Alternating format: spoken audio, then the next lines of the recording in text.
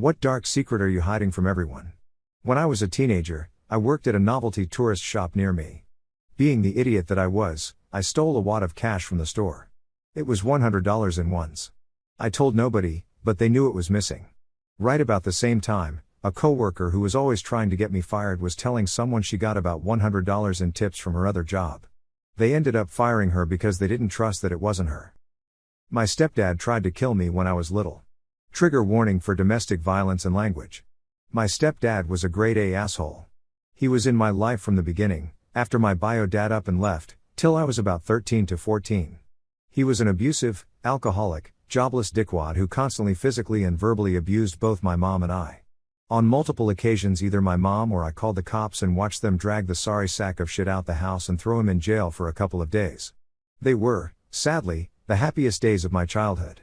When I was little I can remember countless times where I had gotten into physical fights with the man, resulting in black eyes, cuts, bruises, the works.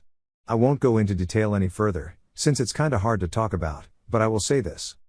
I never told anyone about this. This is the first time I've gotten it down in writing or out in the open at all.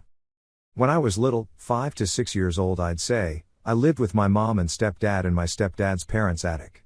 My mom frequently went out during the day for work, and didn't come home till late evening or night. Well, one day, after my parents had a pretty hostile argument, my mom left for work and my dad was pretty pent up.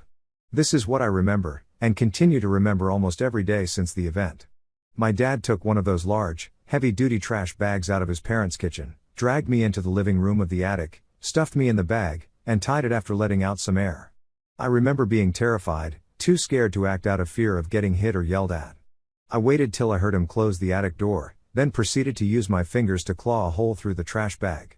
I remember it taking a while, since I wasn't that strong at the time due to malnourishment and my age, but I eventually made it out and laid on the floor just waiting for my mom to get home. I'd give she knows what happened, if she just thought I was playing with a trash bag or what, but that's what I remember and I've been carrying it for years. Thankfully she eventually left that dirt bag and I can now happily say I have an amazing father who I love very much, so this story does have a happy ending. Thanks for reading my little vent. I'm kinda terrified to post this but getting it out finally will do me some good. Last Christmas I leaned my sister and I don't have the same father and are technically half sisters. My sister's biological father tried to start a relationship with my mom that resulted in a pregnancy and ultimately didn't work out. That biological father is dead now but I didn't probe any further about his identity or how he died in case it was something traumatic for my mom to remember.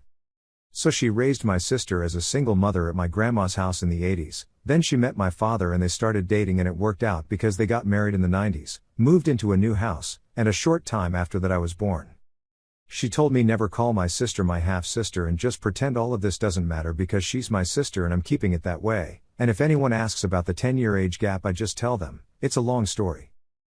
When I was young, probably around age 9 or 10, I was walking home with my dog from a house around the block when he cut the corner and walked diagonally through the yard of this super mean old lady who lived at the end of your street. She was in her yard at the time tending to these really fancy looking rose bushes she had growing in beds along the border with her neighbor. My dog was a very friendly golden retriever who didn't even really come near her and certainly didn't do anything threatening, but she sprayed the fuck out of him with some kind of insecticide or other chemical she was using on her roses. I ran back home with the dog and hosed him off. He coughed a bunch, but seemed otherwise fine. I didn't tell my parents because somehow I thought I was going to get into trouble for letting the dog walk in her yard. I'm glad I didn't tell them, though, because I decided that night to sneak downstairs, out the half-bath window, and down the street to her yard where I cut down every goddamn rose bush I could get my hands on. I have a secret fantasy life, populated with imaginary friends. It started in grade school, and I have continued all my life. I am in my 50s now, and still prefer to be alone in my imaginary world instead of being with family or friends. I can't even tell my psychiatrist because I am afraid he will lock me up or give me drugs to make it all stop. I witnessed my fiancé's suicide last year. I moved states afterwards and started a new life. My coworkers, clients, and new friends call me the sunshine of whatever room I walk into, but I'm completely dead inside. Even though I choose to fake it, I resent them for not seeing how fucked up I am. When I was 16, I conspired with a heroin addict I met online to help me off myself with heroin and dump my body in a dumpster in exchange for my valuables. I lived in a small town and he was in a bigger city where my school had an upcoming trip. We planned for me to slip away during the trip and meet up with him to do the deed. He chickened out last minute and ghosted me. I don't think he chickened out. He probably never believed the plan was serious. Yeah, you're probably right. When I was younger, I lived with my grandmother. Not long after I turned 18, her health started to decline, that sort of decline that means she won't be around for much longer. Over the months, I did my best to take care of her. Getting her to the hospital when she needed, and other things. We had someone coming every day to help her with things I couldn't. Well, what my family doesn't know is that the night she passed, I was in the living room watching TV. My dog was in bed with my grandma, and I started to hear him whimper and bark. I knew what was happening. I knew that if I acted, I could potentially save her. I didn't want to watch her suffer anymore though, to watch her live with so much pain, and unable to do anything for herself anymore. So I made the choice to let her pass before making any calls. She lived 92 years, and the only regret I have is that she passed a month after I would have graduated if I hadn't been kicked out of school. She had been in good enough health at the time to go to my graduation. I still kick myself for how stupid I was back then. Edit, I didn't expect this much support. Thanks. I'm not too torn up about letting her pass, I knew it was for the best. She was such a great person, she didn't deserve to live in such a poor manner any longer than she already had. I don't regret what I did, I regret what I had done that got me kicked out of school, that I didn't try and make it to graduation for her. I think I've lived my life so far in a way that she'd be proud of. Not graduating before she passed is the only regret I really have in this life so far, and I'm 35 now. So I think I'm doing pretty good. Not a huge secret in comparison to some of these answers, but I feel the guilt of it often. After my fiancée passed, I napped all the time for over a year. My aunt was calling me one day and I just denied her call, went back to napping. It was my aunt calling because my grandma, who was very sick with cancer, wanted to say happy birthday a day before my birthday. Grandma died the next day. I should have picked up the damn phone. She still loved you and just wants you to be happy. It's okay to not be okay, and sometimes we miss important things for that reason. My brother and I did a 23andMe. We discovered we have a half-sibling, same father, who is older than us. I messaged them but no reply. Since the half-sibling is older, it was during my father's military career, which was short-lived because he got a dishonorable discharge that he hides from his family still. Kind of similar story here. 6 years ago when I was 24, my mom randomly told me I have an older half-sister that my dad completely abandoned.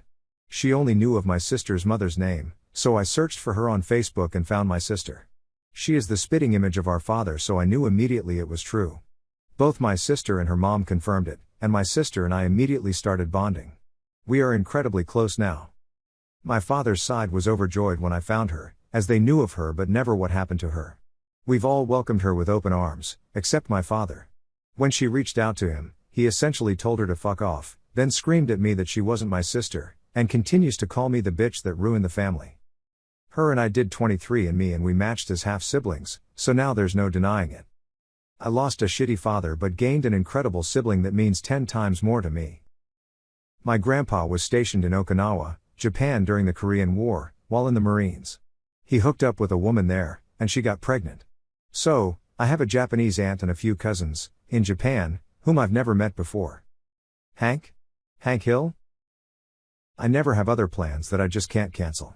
4 o'clock, wallow in self-pity. 4:30, stare into the abyss. 5 o'clock, solve world hunger and tell no one. 5:30, jazzercise. 6:30, dinner with me, I can't cancel that again. 7 o'clock, wrestle with my self-loathing. I'm booked. Of course, if I bump the loathing to 9, I could still be done in time to lay in my bed, stare at the ceiling and slip slowly into madness. In high school, I was a super good kid. Straight A student who loved homework, keeping out of trouble, and who was quiet as hell during class. So anyway, there was this guy who was also in AP classes with me, but he was super loud and obnoxious but would pull stunts in such a way that he would have some margin of plausible deniability. Though we never spoke, I'm not sure he even knew I existed. He rubbed me the wrong way. Maybe it was from the one cold day when this other girl in our class had her nipples poking through her shirt BC she forgot a sweater and he kept saying to her, "Damn, it's cold, huh?"